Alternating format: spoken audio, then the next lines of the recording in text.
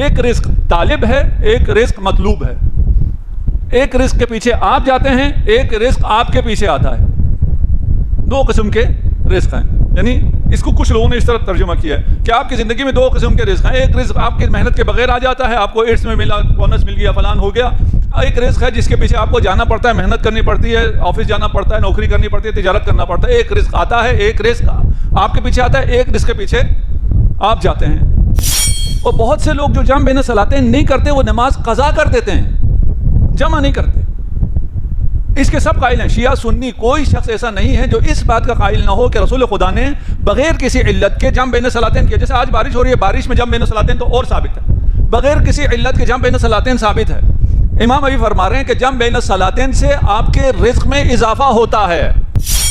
جب امیر المومنین کہیں گے میں تمہیں پہچانتا ہوں، تو میرا شیعہ ہے، آپ کو اگر پتہ چل جائے آپ لوگ محشر میں ہوں اور یہ سارے عمل کا ثواب لے کے آپ ہوں اور امیر المومنین کسی کے لیے کہیں یہ میرا شیعہ ہے، میں اسے پہچانتا ہوں، سارے شیعہ آگے بڑھیں گے، کہیں گے کیا چاہیے تجھے، کتنا ثواب چاہیے، یہ مجلس کا ثواب لے لے، یہ زیارت عاشوراء کا ثواب لے لے، یہ روزے کا ثواب لے لے، یہ میرے جشن کا ثواب اس کو دیں گے، بڑا ثواب اس کو مل جائے گا. تھوڑی دیر میں اس کا سارا مسئلہ حل. زیارت امام حسین سے انسان کو زندگی ملتی ہے، بندگی ملتی ہے.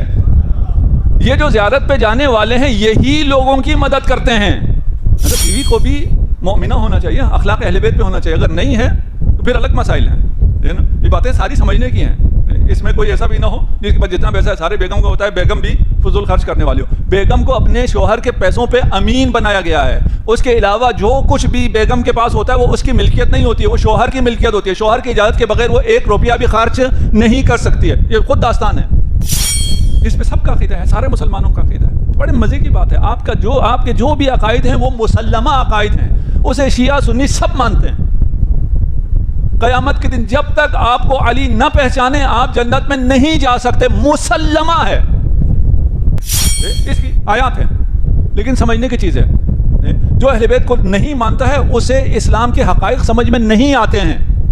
رازق صرف خدا ہے، لیکن امام زمان کے واسطے کے بغیر کسی کو کوئی رزق نہیں ملتا ہے. یہ عین توحید ہے، یہ شرک نہیں ہے. لیکن اس کو سمجھنے کے لیے وقت بھی چاہیے اور ایمان بھی چاہیے، طہارت بھی چاہیے. امام چاہ رہے میرا شیعہ ایسا ہو، اس کا اخلاق ایسا ہو کہ اس کا اخلاق دیکھ کے لوگ کہیں یہ شیعہ ہے. اس اثنا عشر کو دشمن پہچانتا تھا نہیں پہچانتا تھا؟ پہچانتا تھا. یہ بنی عباس میں ائمہ کے نام پہ کوئی نام نہیں رکھا جاتا، ایک نام ہے جس کو بہت زیادہ رکھا ہے، وہ مہدی ہے. معمولاً ہم کہتے ہیں زینب نے 70 قدم کے فاصلے سے دیکھا، امام زمان بھی دیکھ رہے تھے، وہ ماں بھی دیکھ رہے.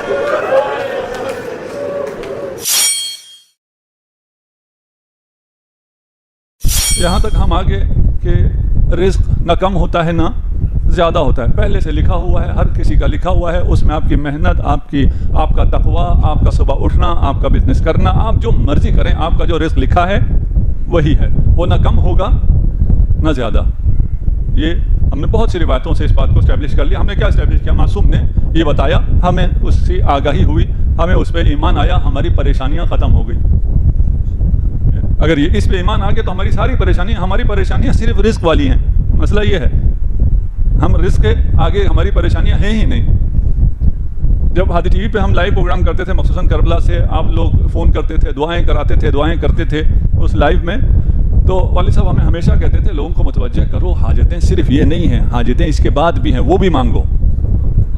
ہم جتنی بھی کوشش کرتے تھے وہ ایک آدھ کال تک اس کا اثر رہتا تھا، اس کے بعد پھر یہی آ جاتا تھا، یہ دنیاوی جو حاجتیں ہیں وہ ساری یہی مانگی جاتی تھی. تو ہماری ساری پریشانیاں یہی ہیں. ہمیں پتہ چلا یہ تو کوئی پریشانی کی بات ہے ہی نہیں، یہ تو کوئی پریشانی نہیں.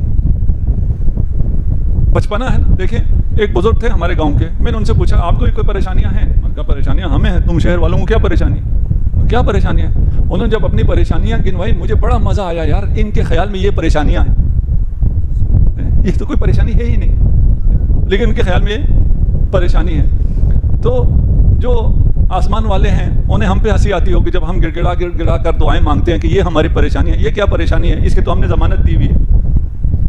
یہ تم گھر سے نہ نکلو پھر بھی تمہیں ملے گا، بیٹھے رہو پھر بھی تمہیں ملے گا.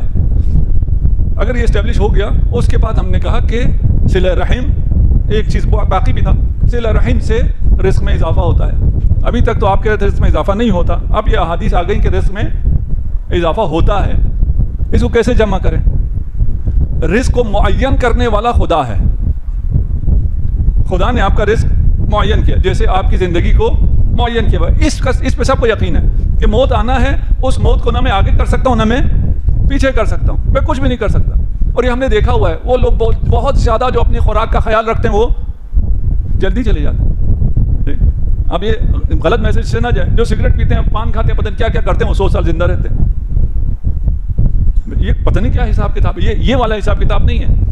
ہاں، ان صحت کے اصولوں کے مطابق زندگی بسر کرنی چاہیے، نہیں کہ اس کے مطابق زندگی نہیں کرنی چاہیے، لیکن اس پر آپ کی عمر کا تعین نہیں ہوتا، اس کا حساب کتاب اور ہے۔ وہ خدا کے ہاتھ میں، خدا نے لکھا ہے، جو لکھا ہے وہاں پہ موت آ جائے گی۔ آپ جتنے مرضی قلعوں میں جا کے چھپ جائیں، وہاں کوئی وائرس نہ ہو، موت کا فرشتہ پہنچ جائے گا۔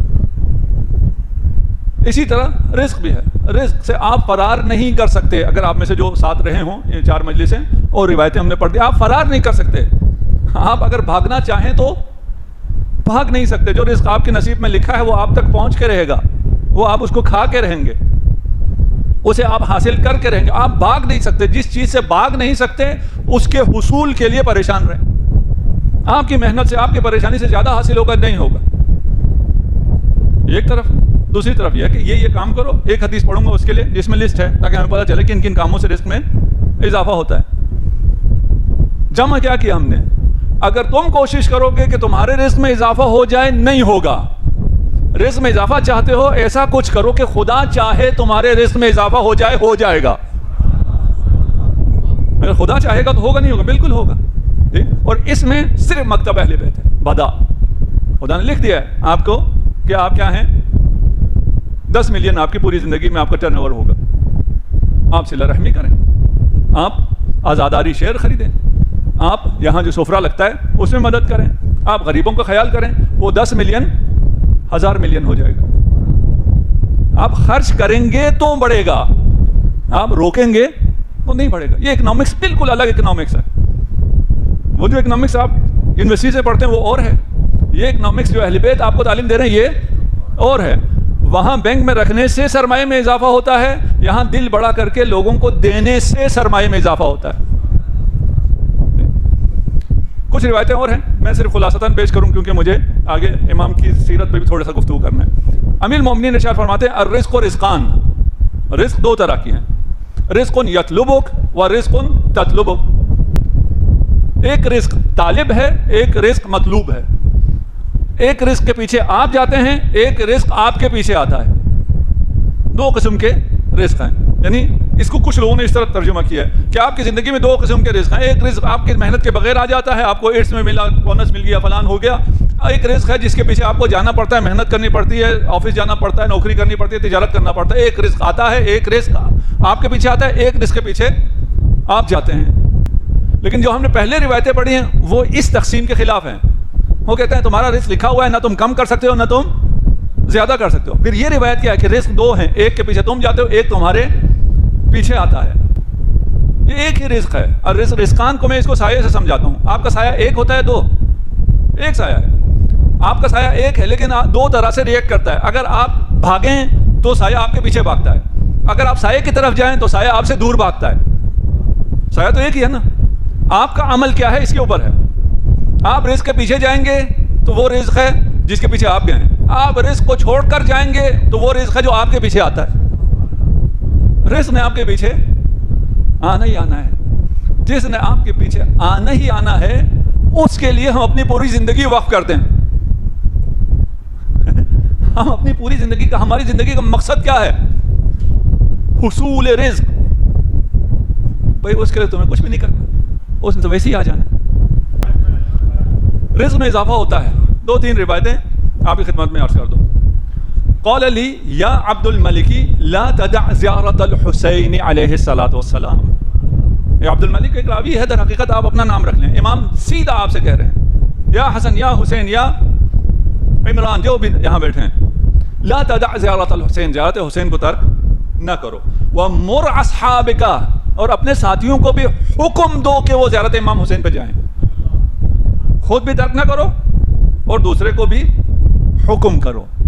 اور اگر کچھ لوگ ہیں جو دوسروں کو بھی روکتے ہیں کہ نہیں جی زیارت پہ تم تو پچھلے سال بھی چلے گئے ہو, اس سال بھی جا رہے ہو, جی زیارت پہ جا کے کیا کرنا ہے, یہی پیسہ کسی غریب کو دے دو, وہ اگر اپنا تعلیم کر لے, وہ اگر علاج کر لے تو وہ اس میں زیادہ فائدہ ہے. یہ کیا تم بار بار زیارت پہ جاتے ہو, یہ پیسہ تم ضائع کرتے ہو. یہ پتہ ہے کون لوگ ہیں جو خود ہر چھٹیوں میں کبھی سوئٹزرلینڈ جاتے ہیں اور اگر سوئٹزرلینڈ نہیں جاتے تو سکردو چلے جاتے ہیں. بھائی تم یہ جو سکردو آ رہے ہو یہ کسی کو دے دو. ان کو پتہ کیا جواب ہے؟ یہ حدیث کا حکم ہے دوسروں کو بھی حکم دو کہ سب چلو کربلا. حدیث یہ کہہ رہی ہے خود بھی جاؤ, سب سے کہو چلو چلو کربلا چلیں. یہ جو روکنے والے ہیں ان کو میں کہتا ہوں اگر تمہارے ڈاکٹر نے تمہیں کہہ دیا ہو تمہیں سرجری کی ضرورت ہے, اوپن ہارٹ سرجری کی ضرورت ہے, خرچہ کتنا ہے مجھے نہیں پتا آج کل کتنا خرچہ آ رہا ہے, 40-50 لاکھ تو لے لیتا ہے کوئی اچھا ہاسپٹل ہو, ساتھ میں کچھ چیزیں اور بنا دیتا ہے, اتنا پیسہ تو لے لیتا ہے. آپ اس سے کہیں کیوں اپنا ہارٹ سرجری کرا رہے ہو, یہ پیسے کسی غریب کو دے دو. وہ کہے گا میں زندہ رہوں تو میں غریبوں کی مدد کروں گا نا, ابھی یہ تو ایک دفعہ ہے, میں زندہ رہوں گا تو ہر سال مدد کروں گا, یہ کہے گا نا. تو اگر تیرے دل کو زندہ رہنا ضروری ہے تو تیری روح کو بھی زندہ رہنا ضروری ہے. زیارت امام حسین سے انسان کو زندگی ملتی ہے, بندگی ملتی ہے. یہ جو زیارت پہ جانے والے ہیں یہی لوگوں کی مدد کرتے ہیں. پیسہ تو لوگوں کے پاس بہت ہے, مدد کوئی نہیں کرتا. مدد کون کرتا ہے؟ زیارت پہ جانے والے کرتے ہیں. یہاں آپ کے کون کام آتا ہے؟ مسجد. یہ زیارت پہ جانے والے کام آتے ہیں. خود بھی جاؤ زیارت پر, لوگوں کو بھی حکم کرو. ہماری طرف سے حکم ہو گیا نا, امام کا حکم تھا اس لیے ہم نے حکم کر دیا بھائی چلو کربلا. پیسے بھی کوئی نہیں چاہیے ہوتے. اگر کوئی اس بات کا قائل ہے نا کہ میں پیسے جوڑ رہا ہوں, میرے ابھی پیسے نہیں ہوئے, کوئی پیسے نہیں چاہیے ہوتے. نیت کرو, نکل جاؤ, نہ پہنچے تو میرے پاس آ جاؤ. یمد اللہ فی عمرک, اگر زیارت امام حسین میں جاؤ گے تو تمہاری عمر میں اضافہ ہو جائے گا. وَيَزِيدُ اللَّهُ فِي رِزْقِكَ, تمہارے رزق میں بھی اضافہ ہو جائے گا. وَيُحْيِيكَ اللَّهُ السَّعِيدَ وَلَا تَمُوتُ إِلَّا شَهِيدًا, تمہاری زندگی ایک سعادت مند زندگی ہے, تمہاری موت شہادت کی موت ہے. اور کیا چاہیے؟ زیارت امام حسین آپ کی عمر میں بھی اضافہ ہے, آپ کے رزق میں بھی اضافہ ہے. من صدق لسانہ, میں معصوم کا نام بھی نہیں لے رہا, آپ کو درود نہ پڑھنا پڑ جائے تو کیا ہو جائے گا. قال الصادق علیہ الصلوۃ والسلام من صدق لسانہ, زبان سے سچ بولتا ہو, زکا عملہ, ومن حسنت نیتہ زید فی عمرہ, نیت اچھی ہو تو عمر زیادہ ہوتی ہے. ومن حسن برہ اہل بیتہ زید فی رزقہ, جو اپنی گھر والی کے ساتھ اچھا رہے گا اسے اس کے برتھ ڈے پہ گفٹ دے گا, شادی کے اینیورسری پہ زیورات لا کے دے گا, اس کے رزق میں اضافہ ہو جائے گا. میری بہنوں کی طرف سے زیادہ سبحان اللہ آیا ہوگا, اور ان میں سے سبحان اللہ اس نے کہا جس کی جیب میں پیسہ نہیں ہے. وائف سے کہے میرے پاس ہے ہی نہیں, میں تجھے سونا کہاں سے لا کے دوں. دیکھیں آپ کو غصہ آتا ہے, اکثر ہمیں کہتے ہیں بھائی مجھے غصہ آتا ہے میں کیا کروں, کہ غصہ آتا ہوتا نہیں ہے, تم غصہ کرتے ہو. نہیں مولانا مجھے غصہ آتا ہے. اچھا وہی کام جو کسی تم سے چھوٹے نے کیا وہی تمہارا باس کرے, تمہیں غصہ آتا ہے؟ نہیں, باس کے سامنے تو غصہ نہیں کر سکتے. کیوں؟ رزق اس سے بندھا ہوا ہے, باس کو تو خوش رکھنا پڑتا ہے. وہ کبھی کبھار چیخ لے, کچھ کہہ لے, غلط بات کہے تو کیا ہوا, رزق. یہ حدیث کیا کہہ رہی ہے؟ باس کو خوش کرنے سے رزق میں اضافہ نہیں ہوتا, بیوی کو خوش کرنے سے رزق میں اضافہ ہوتا ہے. زندگی کتنی اچھی ہوتی جا رہی ہے. اگر بیوی خوش تو آپ بھی خوش. کوئی بندہ بیوی کو خوش رکھے بغیر خوش نہیں رہ سکتا, یہ بیویوں کا کمال ہے. مسئلہ یہی ہے کہ اس کو خوش رکھیں تو وہ خرچ بہت کراتی ہے, تو کر لو خرچ, ختم نہیں ہوگا, زیادہ ہو جائے گا. زندگی کتنی خوبصورت ہوتی جا رہی ہے. بیوی بھی خوش, اس کی بھی شاپنگ ساری چل رہی ہے, آپ کے رزق میں بھی اضافہ ہوتا جا رہا ہے. باس کو خوش رکھنے کی ضرورت ہی نہیں ہے. وہ زیادتی کرو, بول دو اس کے منہ پہ, کچھ بھی نہیں ہوتا. آپ کا رزق کو چھین سکتا ہی نہیں ہے. من ساء خلقہ ذاق رزقہ, بد اخلاق ہو گئے, مخصوصاً گھر میں زیادہ انسان بد اخلاق ہوتا ہے. بد اخلاق ہو گئے تمہارے رزق میں کمی آ جائے گی. ہم میں سے بہت سے لوگ اس لیے بد اخلاق ہوتے ہیں کہ ہمارے رزق میں جاتی ہو جائے. میرے دکان پہ میں بیٹھا ہوں, جو وہ کسٹمر نہیں ہے وہ آ کے چیزیں پوچھتا رہتا ہے, بد اخلاق ہوتا ہے, تم جاؤ میرا کسٹمر آ جائے. بد اخلاق ہو گئے, رزق میں کمی آئے گی. الکذب ینقض الرزق, جھوٹ بولتا ہوں تاکہ میں کسی طرح یہ بیچ دوں, میرے رزق میں اضافہ ہو جائے. جھوٹ سے رزق میں کمی ہوتی ہے. دیکھیں میں جب جھوٹ بول رہا ہوتا ہوں مجھے اچھا نہیں لگ رہا ہوتا, میں کسی نہ کسی طرح اپنے آپ کو توجیہ کر کے کچھ نہ کچھ کر کے وہ جھوٹ بول رہا ہوتا ہوں, اس کے بعد بھی کہیں نہ کہیں کوئی نہ کوئی گلٹ رہتا ہے. اگر مومن ہے تو ہاں, اگر مومن نہیں ہے تو اس کو کوئی فرق نہیں پڑتا, وہ جھوٹ بولنے کا عادی ہو. اگر مومن ہے اس کے اندر کچھ نہ کچھ رہتا ہے, رزق میں کمی ہو یا نہ ہو اسے اذیت ہوتی ہے. اگر اسے یہ پتا ہو اگر میں جھوٹ نہیں بولوں گا تو میرے رزق میں اضافہ ہوگا, کتنا سودہ ہو گیا. لیس منا من اخلف بالامانہ. اس حدیث کو بھی تھوڑا سا غور سے سنیے گا, سارے حدیث کو غور سے سننا چاہیے, کچھ حدیثیں مجھے زیادہ سمجھ میں آئی ہوتی ہیں اس لیے میں کہتا ہوں کہ اس کو غور سے سنیں. لیس منا, وہ ہم میں سے نہیں ہے جو امانت میں خیانت کرے. الامانت تجلب الرزق, امین رہو گے رزق آئے گا, تمہیں خیانت کی ضرورت نہیں ہے. والخیانت تجلب الفقر, خیانت جو ہے وہ فقر کو لے کے آتا ہے. اور بہت سی چیزیں ہیں جو فقر کو لے کے آتی ہیں, احادیث میں ہیں, وقت نہیں ہے, سرچ کر لیں, آج کل آپ لوگ سرچ کریں نکل آتا ہے. چیٹ جی پی ٹی پہ اعتماد نہ کریں, وہ بہت سی حدیثیں بنا کے بھی دیتا ہے. اور ویب سائٹس ہیں نور الحدیث, جامع الحدیث, اس پہ صحیح حدیثیں آپ کو ملتی ہیں. البتہ آپ کو لفظ تھوڑا بہت آنا چاہیے, وہ سرچ کریں, وہاں سے آپ کو حدیثیں مل جاتی ہیں. اور بھی ویب سائٹس ہیں اس سے آپ کو حدیث مل سکتی ہے. وہ حدیث ملنے کے بعد اس کا ترجمہ کرا لیں چیٹ جی پی ٹی سے, تقریباً 99-98% ٹھیک ترجمہ کرتا ہے. کیا کہا ہم نے, خیانت جو ہے وہ فقر کو لے کے آتا ہے. اب یہ خیانت ہم نے امانت سے جو خیانت سمجھ میں آتا ہے وہ ہمارے ذہن میں اور ہے, وہ والا بھی خیانت ہے, لیکن اس کا مفہوم تھوڑا وسیع ہے. جو صورتحال ہے اس کو نہ بتائیں. آپ کے پاس پیسے ہیں, آپ ویل آف ہیں, بہت سے کام آپ کر سکتے ہیں, آپ نے اعلان کیا یہ یہاں اتنے چاہیے, آپ نے کہنا شروع کیا میرے کاروبار میں آج کل بڑا نقصان ہو رہا ہے. یہ جو بزنس کمیونٹی ہے نا, وہ جب کہتے ہیں نا آج کل بہت نقصان ہو رہا ہے, مجھے پتہ چل جاتا ہے یہ آج کل بہت فائدہ کر رہا ہے. ہم جیسے لوگ ہیں وہ کہہ دیتے ہیں الحمدللہ, لیکن یہ بزنس کمیونٹی سب کی بات نہیں کر رہا میں, اکثر کی بات کر رہا ہوں. الحمدللہ مجھے یہ پتہ بھی نہیں آپ میں سے کون کون بزنس مین, اس لیے مجھے مسئلہ بھی نہیں. وہ آگے زیادہ کہتے ہیں بڑا نقصان ہو رہا ہے آج کل, تو کاروبار نہیں چل رہا. یہ خیانت ہے بھئی, جو ہے ویسے رہو. اللہ نے تمہیں دیا ہے, ان برکتوں کو تمہارے وجود پر بھی ظاہر ہونا چاہیے. اچھے پہن کے آؤ کپڑے. اور سب سے بڑی خیانت پتہ کہاں کرتے ہیں, اپنے گھر والوں کے ساتھ. پیسے ہوتے ہیں لیکن کہتے ہیں یہ تو سیونگ ہے نا, بیگم کو بتائیں تو اڑا دے گی. ایسے رہتے ہیں کہ میں تو بہت غریب ہوں, میرا تو ادھر بھی نقصان ہو رہا ہے, میرا تو ادھر بھی نقصان ہو رہا ہے. یہ اگر کوئی اس طرح کرے گا تو وہ فقر کو دعوت دے رہا ہوتا ہے, غربت کو دعوت دے رہا ہوتا ہے. جیب میں پیسہ, سب سے پہلے بیوی کو بتاؤ. ایسا بیوی کو بھی مومنہ ہونا چاہیے, اخلاق اہل بیت پہ ہونا چاہیے. اگر نہیں ہے تو پھر الگ مسائل ہیں.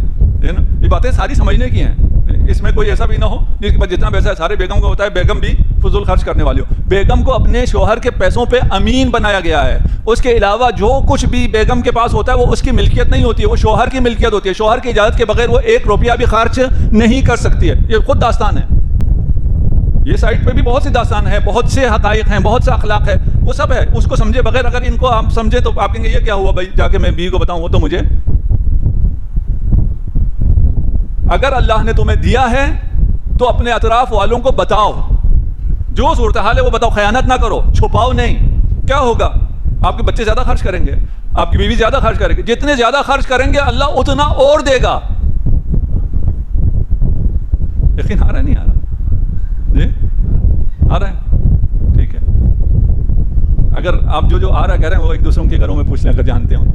تبدیلی آئی ہے یا نہیں آئی؟ صلوات پڑھ دیجیے محمد و آل محمد. اس موضوع پہ آخری حدیث, کافی ٹائم آ گیا, میں آج پھر 5-6 منٹ اوپر جانے کی آپ سے اجازت چاہوں گا, کوشش کروں گا پھر بھی 1 گھنٹے میں بات کو سمیٹ سکوں. قال علی علیہ الصلوۃ والسلام, الا انبئکم بعد ذلک بما یزید فی الرزق. جاننا چاہتے ہو کیا کیا چیزیں رزق میں اضافہ کرتی ہیں؟ میں بہت تیزی سے پڑھتا ہوا چلا جاؤں گا, اس کو سمجھنے کی ضرورت ہے. بہت سی جگہوں پہ کہیں ایک آدھ جملہ بھی کہہ دوں گا. قالوا بلا یا امیر المومنین الجمع بین الصلاتین یزید فی الرزق. جمع بین الصلاتین تو معلوم ہے, دونوں نمازوں کو, ظہرین کو ایک ساتھ پڑھنا اور مغربین کو ایک ساتھ پڑھنا.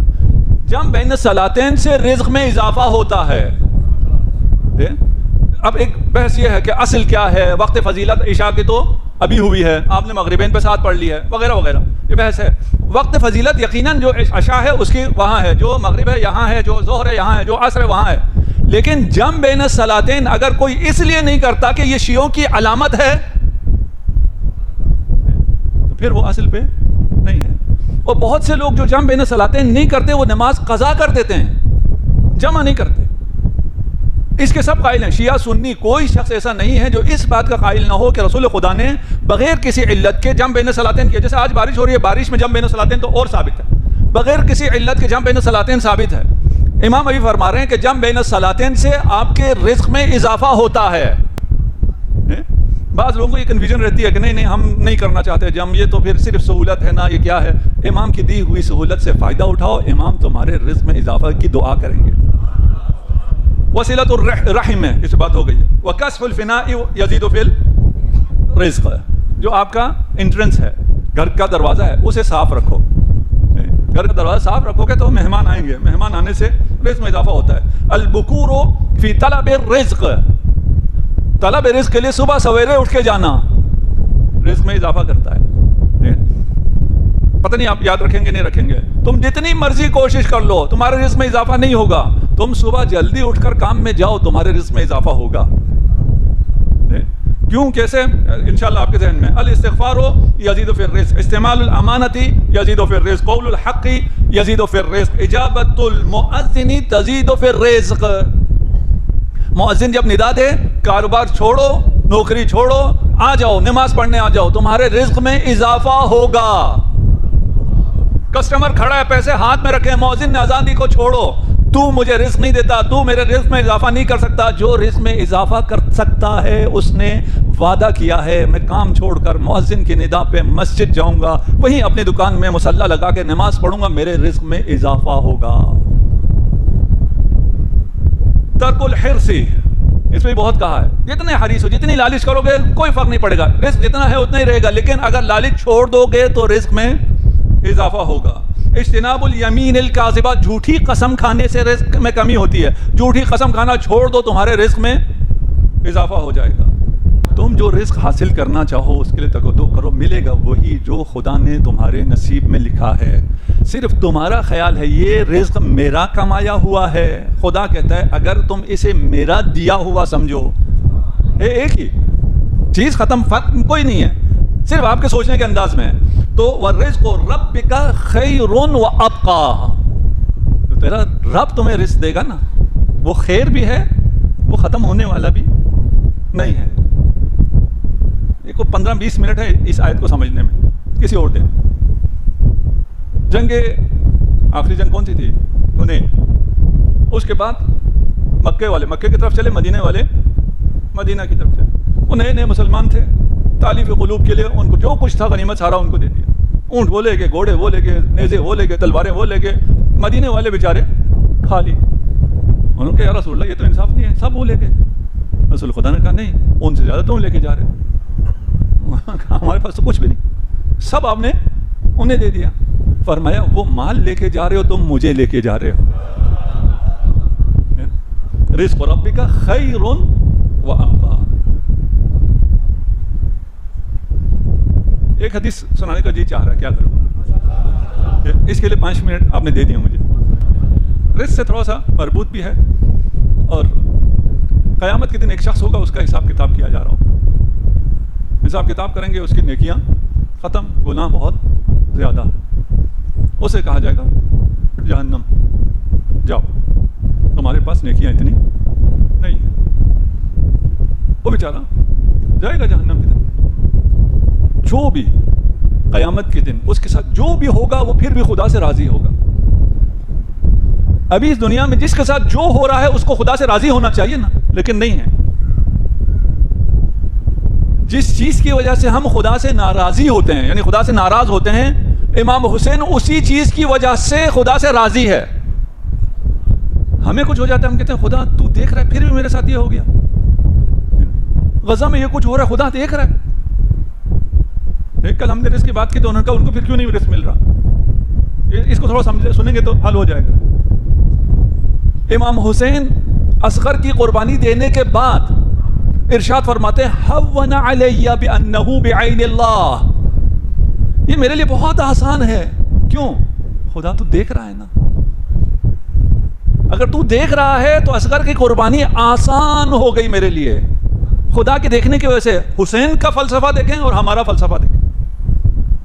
سب راضی، یہ راضی راضی جائے گا جہنم کی طرف، لیکن افسوس تو رہتا ہے نا، یوم الحسرہ تو ہے۔ اتنے میں ندا آئے گی، جاؤ محشر میں ذرا اعلان کرو میں فلاں ابن فلاں ہوں، کوئی ہے جو میری مدد کرے، مجھے جانتا ہو میری مدد کرے۔ چلو یہ بھی ایک آپشن تو ہے، اسے پتہ ہے میں نے کسی کی کبھی کوئی مدد نہیں کی، میں دنیا میں کوئی اتنا نامی گرامی تھا نہیں، تو یہاں مجھے کون پہچانے گا۔ وہ آگے محشر میں اعلان کرتا ہے میں فلاں ابن فلاں ہوں، کوئی ہے جو مجھے پہچانتا ہو، کون آئے گا؟ کوئی بھی نہیں۔ وہ سر جھکا کے کہتا ہے چلو بھائی جہنم ہی میرا مقدر ہے۔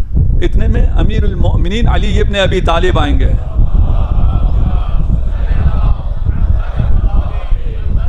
امیر المؤمنین تشریف لائیں گے اور کہیں گے میں تجھے پہچانتا ہوں، تو میرا شیعہ ہے۔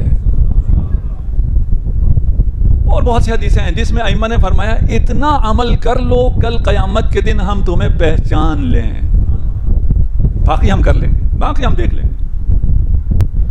جب امیر المومنین کہیں گے میں تمہیں پہچانتا ہوں، تو میرا شیعہ ہے، آپ کو اگر پتہ چل جائے آپ لوگ محشر میں ہوں اور یہ سارے عمل کا ثواب لے کے آپ ہوں اور امیر المومنین کسی کے لیے کہیں یہ میرا شیعہ ہے، میں اسے پہچانتا ہوں، سارے شیعہ آگے بڑھیں گے، کہیں گے کیا چاہیے تجھے، کتنا ثواب چاہیے، یہ مجلس کا ثواب لے لے، یہ زیارت عاشورہ کا ثواب لے لے، یہ روزے کا ثواب لے لے، یہ میرے جشن کا ثواب اس کو دیں گے، بڑا ثواب اس کو مل جائے گا، تھوڑی دیر میں اس کا سارا مسئلہ حل۔ یہ جہنم جا رہا تھا، علی نے پہچان لیا، علی کے شیعہ آگے بڑھے اور اس کو ڈونیٹ کر دیا۔ ان کے ساتھ کیا ہوگا روایت نے نہیں بتایا، اور روایتیں ہیں جو یہ بتاتی ہیں، ابھی ٹائم نہیں ہے کہ ہم اس کو بتائیں۔ یہ تمام احادیث جب آپ ان کو مل کے ایک ساتھ پڑھتے ہیں نا، یہ احادیث زیادہ پڑھتے رہیں بڑا مزہ آتا ہے، وإلا ہمیں سمجھ میں نہیں آتا۔ جی بہت جا رہا ہے یہ بیان کروں، لیکن پھر آپ سے 5 منٹ کی یاد لی ہے، وہ آہستہ آہستہ زیادہ ہوتا جائے گا، رہنے دیتے ہیں، اس سے یہ والا حصہ بھی سمجھ میں آ جائے گا جو اگلا بتانے والا۔ ندا آئے گی کہ اس کے حقوق اللہ کے مسائل تو سارے حل ہو گئے، کیونکہ تم نے اپنے ثواب ڈونیٹ کیا، ٹھیک ہے نا، تم نے اپنے ثواب دیے۔ ایصال ثواب ہے یا نہیں یہ ہمارا عقیدہ ہے، ایصال ثواب یہاں سے بھی کر سکتے ہیں، آپ محشر میں ہوں وہاں بھی کر سکتے ہیں، لیکن وہاں اجازت چاہیے، وہاں آپ بغیر اذن کے کوئی عمل نہیں کر سکتے، اذن ہو جائے آپ عمل کر سکتے ہیں۔ یہ حقوق اللہ تو حل ہو گیا، لیکن حقوق الناس تو ابھی باقی ہے، انہیں راضی کرو گے تو آگے بڑھو گے، وإلا پھر بھی جنت نہیں ہے۔ یہاں بہت آسان ہے لوگوں کو راضی کرنا، یہاں اگر آپ میں سے کوئی مجھ سے ناراض ہے، انشاءاللہ کوئی نہیں ہے جی، کوئی مجھ سے ناراض تو نہیں ہے، میں سب کے سامنے اس سے معافی مانگنے کے لیے بھی تیار ہوں، یہ پوچھوں گا بھی نہیں کیوں مجھ سے ناراض ہے، اس کے پاؤں پڑنے کے لیے بھی تیار ہوں، کیا ہو جائے گا؟ سب کے سامنے اگر میں معافی مانگوں گا وہ پتہ نہیں سر چڑھے گا، اور پتہ نہیں لوگوں کے سامنے کیا ہوگا۔ بھائی لوگوں کے سامنے 1000 لوگ ہی بیٹھے نا، 500 لوگ ہی بیٹھے، آپ تصویریں بنا کے سوشل میڈیا پہ ڈال دیں، کتنے لوگ دیکھ لیں گے، کیا ہو جائے گا؟ محشر کے دن جب روکا جائے گا پورا عالم دیکھ رہا ہوگا، معصومین دیکھ رہے ہوں گے، اور وہ اگلا بندہ راضی بھی نہیں ہوگا، آپ کے پاؤں پڑنے سے راضی نہیں ہوگا۔ اب ان سے معافی مانگو، یہ معاف کریں گے تو آگے جاؤ گے، وإلا آگے راستہ نہیں ہے۔ یہاں بھی بہت سی روایت ہے، اس مقام کی بڑی روایت ہے۔ امیر المومنین خود خدا کی بارگاہ میں پوچھیں گے، یہ سب آپ کو تعلیم دینے کے لیے، ہاں کہ خدایا کیا کیا جائے۔ ندا آئے گی علی صرف آپ راضی کر سکتے ہیں انہیں، اور کوئی انہیں راضی نہیں کر سکتا۔ امیر المومنین آگے بڑھیں گے، ان سے کہیں گے میں چاہتا ہوں تم اس سے راضی ہو جاؤ، تم کیا لوگے تاکہ اسے تم معاف کر دو۔ وہ بھی بڑے ذہین لوگ تھے، وہ کہتے ہیں مولا شب ہجرت جو آپ بستر پر سوئے تھے اس میں آپ کے ایک سانس کا ثواب عطا کرتے ہیں۔ امیر المومنین کہیں گے لو ایک سانس کا ثواب تمہیں ملا، وہ اس ثواب کو لے کے جنت میں جائیں گے، جنت میں جتنا آگے جا رہے ہیں کہہ رہے ہیں یہ تمہاری ہے، جتنا دائیں جا رہے ہیں کہہ رہے ہیں یہ تمہاری ہے، جتنا بائیں جا رہے ہیں وہ تمہاری ہے، وہاں آپ جس سپیڈ سے ٹریول کر سکیں گے وہیں پتہ چلے گا۔ وہ کہیں گے خدایا ہم نے جنت کا ایک حصہ مانگا تھا، تو نے تو یہ ساری جنت ہمیں دے دی۔ کہا تم جتنا جاؤ گے اس جنت کے کنارے نہیں پہنچو گے، یہ جنت کا ساری جنت نہیں ہے، یہ جنت میں سے علی کے ایک سانس کا ثواب ہے۔ خدا کرے ہمیں کل علی پہچان لیں۔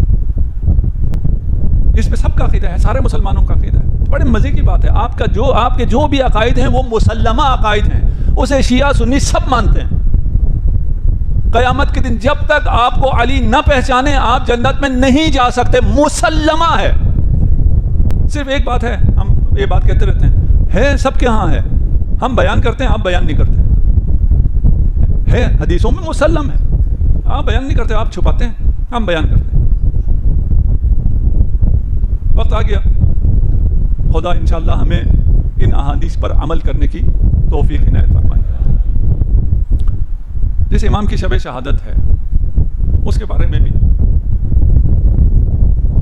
1 گھنٹے کی تقریر تھی, ابھی 10-15 منٹ میں انشاءاللہ. تمام ائمہ میں سے امام حسن عسکری علیہ السلام آپ اس زمانے میں تھے جہاں شیعوں کو عصر ظہور سے عصر غیبت کے لیے تیار کرنا تھا. عصر ظہور اور ہے, وہاں اگر آپ کو مسئلہ ہے آپ جا کے سیدھا امام سے پوچھتے ہیں یا امام کے نائب خاص سے پوچھتے ہیں. اب وہ زمانہ آنے والا ہے جس میں امام سامنے نہیں ہوں گے, امام ہیں. امام کے بغیر یہ دنیا قائم رہ سکتی ہی نہیں ہے. امام کی برکتوں سے جو کچھ مل رہا ہے, یہ تقریر کا حصہ میں نے چھوڑ دیا, رہ گیا, ٹائم نکل گیا. خود صرف بتا دوں کیا ہے احادیث آیت کو چھوڑ کے. رازق صرف خدا ہے, خالق صرف خدا ہے, رزق خلق مسلسل ہے. کوئی اگر خالقیت میں غیر اللہ کو شریک کرے وہ مشرک, اگر کوئی رازقیت میں کسی غیر اللہ کو شریک کرے وہ مشرک. اس کی آیات ہیں لیکن سمجھنے کی چیز ہے. جو اہل بیت کو نہیں مانتا ہے اسے اسلام کے حقائق سمجھ میں نہیں آتے ہیں, 2-4 بھی سمجھ میں نہیں آتا ہے. آیا خلق میں اگر خدا کسی واسطے کو قرار دے یہ شرک ہوگا؟ خالق صرف خدا ہے لیکن والد اور والدہ واسطہ ہے خلق میں, شرک ہو گیا. ساتھ ہے نا, شرک تو نہیں ہوا نا, واسطہ ہو سکتا ہے. رازق صرف خدا ہے لیکن امام زمان کے واسطے کے بغیر کسی کو کوئی رزق نہیں ملتا ہے. یہ عین توحید ہے, یہ شرک نہیں ہے. لیکن اس کو سمجھنے کے لیے وقت بھی چاہیے اور ایمان بھی چاہیے, طہارت بھی چاہیے. امام نے تیار کیا. اب یہ بھی اس کی تفصیل تھی کیونکہ یہ مختصر کرنا ہے. میں صرف 2 وصیتیں امام کی, ان وصیت سے آپ کو سمجھاتا ہوں کہ امام نے کیسے تیار کیا شیعوں کو عصر حضور سے عصر غیبت میں آنے کے لیے. وہ تیاری یہ 2 وصیتیں ہیں اور آج شب شہادت بھی ہے, انہی ایام کی وصیت ہے. ہم انشاءاللہ اس سے بھی فائدہ اٹھائیں گے. اوصیکم بتقوی اللہ والورع فی دینکم والاجتہاد للہ وصدق الحدیث واداء الامانہ.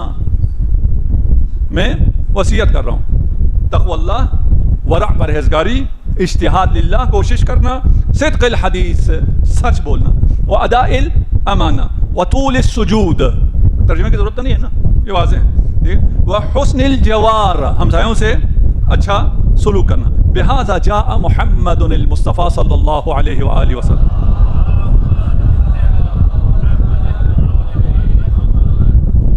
اب میں ان کی تحلیل پیش نہیں کر رہا, آپ خود اپنے ذہن میں پروسیس کریں ان سب کو. صلو فی عشائرہم واشہدوا جنائزہم. معاشرے میں جن کے ساتھ تم رہتے ہو ان کی مسجدوں میں جاؤ, نماز پڑھو, ان کے جنازوں میں شرکت کرو. عودوا مرضاہم, ان کے مریضوں کی عیادت کے لیے جاؤ. یہ بھی سمجھ رہے ہیں انشاءاللہ سارے, ٹھیک. وَأَدُّوا حُقُوقَهُمْ فَإِنَّ الرَّجُلَ مِنْكُمْ إِذَا وَرَعَ فِي دِينِهِ.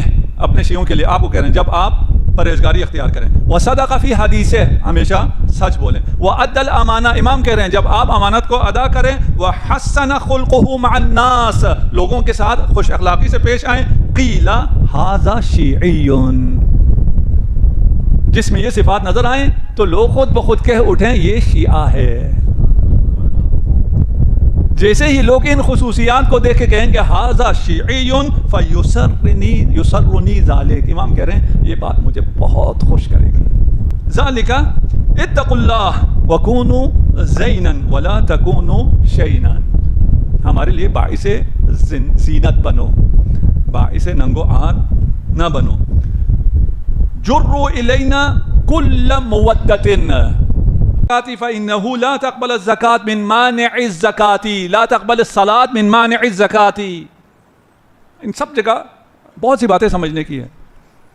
یہ جو زکوٰۃ قرآن میں استعمال ہو رہا ہے, یہ زکوٰۃ امام ارشاد فرما رہا ہے اس زکوٰۃ میں تمام واجبات مالی ہیں. خمس بھی اسی کے اندر ہے, یعنی قرآن میں زکوٰۃ تو ہے خمس نہیں ہے, خمس بھی ہے, خمس کا لفظ بھی ہے, لیکن جہاں جہاں کا ہے زکوٰۃ دو وہ یہ ہے کہ اپنے مال کو پاک کرو. یہاں امام ارشاد فرما رہے ہیں جو زکوٰۃ نہیں دیتا اس کی نماز بھی قبول نہیں ہے. اسی کا بمغفرة الذنب وكظم الغيظ وصلة الرحم ومواساة الإخوان وفي السعي في حوائجهم في العسر واليسر. یہ تمام کیا ہیں؟ تمام اخلاقیات کی تعلیم ہے کہ آپ اپنا اخلاق اچھا کر لو. امام چاہ رہے ہیں میرا شیعہ ایسا ہو، اس کا اخلاق ایسا ہو کہ اس کا اخلاق دیکھ کے لوگ کہیں یہ شیعہ ہے. اس سے جہاں تک میں نے شاید پہنچانا تھا آپ پہنچ گئے. سب سے زیادہ ظلم بنی عباس نے جس امام پہ کیا ہے وہ امام حسن عسکری ہے. کیوں اتنا ظلم کیا؟ کیا وجہ ہے؟ ایک مشہور حدیث ہے، یلی من بعدی 12 امیرا، 12 خلیفہ، مختلف تعبیر ہیں، اصحاب ہیں، اور رسول نے فرمایا کہ میرے بعد 12 امام ہوں گے، میرے بعد 12 خلیفہ ہوں گے، 12 امیر ہوں گے، مختلف تعبیر ہیں. اور یہ روایت بھی 1 2 3 4 نہیں ہے، صرف شیعہ کتابوں میں نہیں ہے، یہ بھی متفق علیہ حدیث ہے، ان احادیث میں سے جس کا انکار ممکن نہیں ہے. میرے بعد حق پہ کون ہوں گے؟ میرے بعد حق پہ 12 ہوں گے. سیدھا ہے نا، یہ متفق علیہ ہے کہ 12 کو ماننے والے حق پہ ہوں گے. کون ہے 12 کو ماننے والے؟ بھائی نام کے 12 ہوتے دوسرے بھی، کوئی بھی کلیم نہیں کرتا ہم 12 ہیں. اور امام نے، رسول نے فرمایا ہے، آپ کے نزدیک میں فرمایا کہ حق پہ 12 ہیں. اس 12 کو دشمن پہچانتا تھا نہیں پہچانتا تھا؟ پہچانتا تھا. یہ بنی عباس میں ائمہ کے نام پہ کوئی نام نہیں رکھا جاتا، ایک نام ہے جس کو بہت زیادہ رکھا ہے، وہ مہدی ہے. انہیں پتا تھا کہ یہ 12 ہیں، 12 میں سے 11واں امام حسن عسکری ہیں. ان کی کوشش یہ تھی کہ 12واں نہ آئے. انسان بھی بہت خام خیال ہوتا ہے، جیسے ہماری کوشش ہوتی ہے نا کہ میں جھوٹ بول کے اپنے رزق میں اضافہ کر لوں، یہ بھی اسی طرح ہے. ہم کوئی ایسا کریں کہ 12واں نہ آئے، خدا کا فیصلہ ہے کہ 12 ہوں گے، خدا کے اس فیصلے پہ یقین بھی ہوتا ہے اور پھر اس کے خلاف اقدام کرتے ہیں. فرعون کو یقین تھا موسیٰ آئے گا اور میرا تخت و تاج پلٹ دے گا، لاکھوں لوگوں کو قتل کیا، آخر میں خدا نے موسیٰ کو اس کے اپنے گھر میں پال دیا. مکروا ومکر اللہ. انہیں معلوم تھا کہ یہ 11ویں ہیں اور اس کے بعد 12واں آئے گا، اس لیے سب سے زیادہ ظلم 11ویں پہ ہوا. سامرا بھی آپ جاتے ہیں، ابھی تک بھی اس سے کوئی شہر کی وائبز نہیں آتی ہیں. سامرا سے آپ بھی گئے ہیں. اس وقت وہ ایک عسکری، اسی لیے کہتے ہیں نا معسکر تھا، چھاونی تھی، فوجی چھاونی تھی. کوئی اور نہ وہاں آ سکتا تھا نہ جا سکتا تھا. امام کو وہاں قید رکھا گیا، نظر بندی میں رکھا گیا. 28 سال میں سے 23 سال قید میں رہے. اس بات کا خیال رکھا گیا کہ امام سے کوئی اولاد نہ ہو، اور امام کی قریش میں شادی بھی نہیں ہونے دی. اسی لیے اب پھر اس کی توضیحات زیادہ ہیں. یہ سارا ظلم کس لیے کیا؟ کہ امام دنیا میں نہ آئیں، شیعوں سے امام کا رابطہ نہ رہے. مکروا ومکر اللہ. خدا بھی عجیب تدبیر کرتا ہے. اس فاصلے میں جب امام تھے اور رابطہ نہیں تھا، عصر غیبت کے لیے امام کو شیعوں کی تربیت کا موقع مل گیا کہ امام سامرہ میں رہتے ہوئے بھی فیض پہنچائیں سارے دنیا میں. امام پر ظلم کی انتہا. اور جو زہر دیا گیا، 3 اماموں کو زہر دیا گیا. وقت آ گیا، میں اب آپ کا زیادہ وقت نہ لوں. ایک امام حسن مجتبیٰ کو زہر دیا گیا. جب آپ کے جگر کے ٹکڑے کٹ کٹ کر تشت میں آ رہے تھے تو ایک دفعہ امام نے فرمایا اس تشت کو چھپا لو، میری بہن زینب آ رہی ہے. اور ایک زہر امام حسن عسکری کو دیا گیا. آپ نے اپنے بیٹے کو بلایا، امام زمانہ کو، 5 سال کا سن ہے. کہا یا سید اہل بیتی انی ذاہب الی اللہ، میرے اہل بیت کے سردار، میں اللہ کی طرف جا رہا ہوں. زہر سے تڑپ رہے ہیں اور آخری فیصلہ سنا دیا. کہا کہ پانی کا ایک گھونٹ مل سکتا ہے؟ زہر سے جب جگر پگھل جاتا ہے تو بہت پیاس لگتی ہے. کہا پانی مل سکتا ہے. امام زمان ایک کاسے میں پانی لے کر آئے، امام شدت سے اتنے لرز رہے تھے کہ آپ کے دانت پیاسے سے لگتے رہے، آپ پانی نہیں پی سکے۔ اجرکم اللہ۔ وقت آخر آیا، امام شہید ہو گئے، لیکن امام کا سر امام کے دامن میں تھا۔ جتنے بھی امام شہید ہوئے ہیں ان کا سر ہمیشہ کسی اپنی اولاد میں سے کسی کے دامن میں ہوتا تھا۔ صرف ایک مظلوم امام ایسا ہے، شہادت کے وقت اس کا سر تپتی ریت پر تھا۔ ہاں ایک موقع وہ بھی آیا جب امام حسین کا سر بھی آپ کی اولاد کے دامن میں آیا۔ زندان میں جب سر لایا گیا، سکینہ نے دونوں ہاتھوں سے اس مقدس سر کو لیا، اپنے سینے پہ رکھ کے کہنے لگی، بابا میں نے آپ کے سینے پہ آرام کیا، آج آپ میرے سینے پہ۔ اجرکم علی اللہ۔ روایت کہتی ہے فَوَضَعَ فَمَهَا عَلَى فَمِهِ، سکینہ نے اپنے ہونٹ حسین کے ہونٹ پر رکھ دیے، فَمَاتَتْ، پھر سکینہ کی روح پرواز کر گئی۔ امام آپ بھی 5 سال کی عمر میں یتیم ہوئے، سکینہ بھی 4 سال کی عمر میں یتیمہ ہوئی۔ یہ آخری مجلس ہے، میں اگر آپ ایسی کوئی مصاحب نہ پڑھ سکا جس سے آپ نہ رو سکیں، آپ کی آنکھوں میں آنسو نہ آئے، تو میں امام زمانہ کی بارگاہ میں عذر خواہی کرتا ہوں۔ امام یہ آپ کو پرسہ دینے آئے ہیں، میری نااہلی ہے، میں ان کی آنکھوں میں آنسو نہیں لا سکتا، لیکن خدا نے آپ کو آواز تو دی بھی ہے، آپ کو آواز بلند کرنے کے لیے میرے مصائب کی تو ضرورت نہیں ہے۔ جب امام زمانہ سے پوچھا گیا، دیکھیں آپ امام زمانہ کو پرسہ دینے آئے ہیں، اور امام زمانہ کس پر پرسہ قبول کرنا چاہتے ہیں؟ اپنے والد کی شہادت پر یا اپنے جد حسین کی شہادت پر؟ لَأَبْكِيَنَّ بَدَلَ الدُّمُوعِ دَمًا، کہتے ہیں میں حسین کی مصیبت میں، تم آنسو بہاتے ہو، میں خون بہاؤں گا۔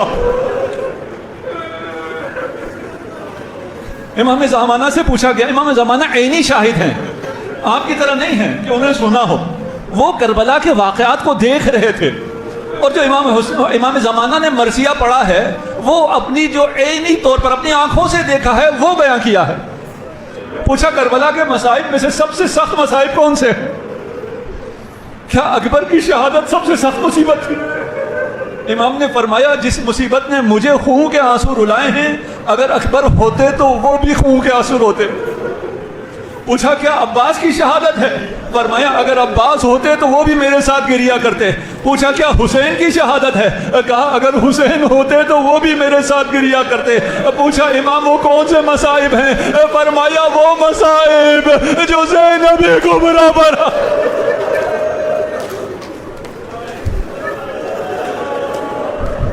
کیا مصائب آئے امام کی زبانی سنیے۔ فَلَمَّا رَأَيْنَا النِّسَاءَ جَوَادُكَ بَرَزْنَ مِنَ الْخُدُورِ، جب بیویوں نے دیکھا آپ کا ذوالجناح آپ کے بغیر آ رہا ہے، بیویوں نے خیمے چھوڑے، ناشرات الشعور لادمات الخدور، اپنے چہروں پر ماتم کر رہی تھی۔ وَالشِّمْرُ جَالِسٌ عَلَى صَدْرِهِ،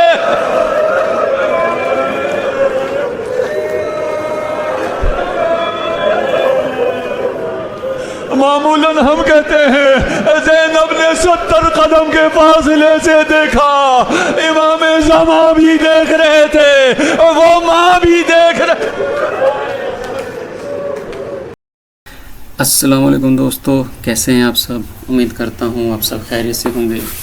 ہماری یہ ویڈیو آپ کو کیسی لگی ہے ہمیں کمنٹ سیکشن میں ضرور بتا دیا کریں، اور ہماری ویڈیو کو لائک، سبسکرائب اور شیئر بھی ضرور کیا کریں، تاکہ ہر آنے والی نئی ویڈیو آپ کے پاس بر وقت پہنچ سکے، اور ہماری اس ویڈیو کو اپنے دوستوں کے ساتھ بھی شیئر کیا کریں تاکہ ان کے پاس بھی یہ ویڈیو بر وقت پہنچ سکے، اور اپنے دوست احباب اور رشتہ داروں کے ساتھ بھی یہ ویڈیو شیئر کر کے امام زمانہ کی خوشنودی حاصل کریں تاکہ ان کے پاس بھی ہماری یہ ویڈیو بر وقت پہنچ سکے۔ السلام علیکم ورحمۃ اللہ۔